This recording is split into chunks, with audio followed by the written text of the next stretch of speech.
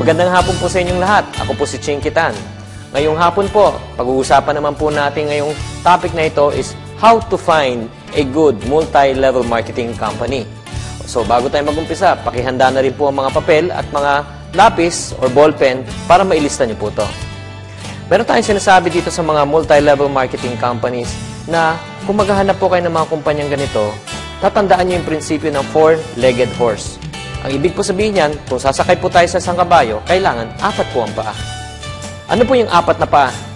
First is the company. Number 2 is the product. Third is the marketing plan. And fourth is the leadership. Una, kumpanya. Kung maghahanap po tayo ng kumpanya, maghahanap po tayo ng kumpanya na stable. Pangalawa, debt-free, walang utang. At pangatlo, yung proven track record na, yung may experience na. It's a proven fact according to DTI. Now, most of the people who started the company failed in the first 2 years. So, maghahanap po tayo, may experience na. Number 2 is the product.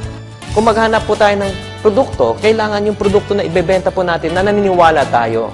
Huwag lang po natin gagawin ng dahil sa pera. Meron pa tayong isang prinsipyo na tinatawag na BYBO. Ang ibig po sabihin nun, people buy shoe before they buy the opportunity.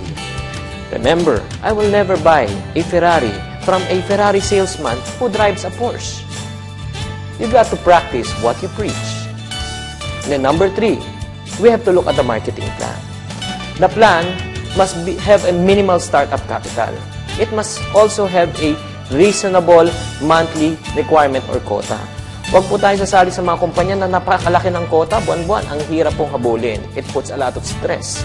And number 3, huwag po kayong sasali sa kumpanya na nagpa-front loading. Ang ibig ko po sabihin ng front loading, they require you na bumili kayo agad ng malaking inventory. At the end of the day, pag hindi po natin maibebenta, kanino po naka-stack ang produkto? Tayo po. At tayo po ang nalulugi.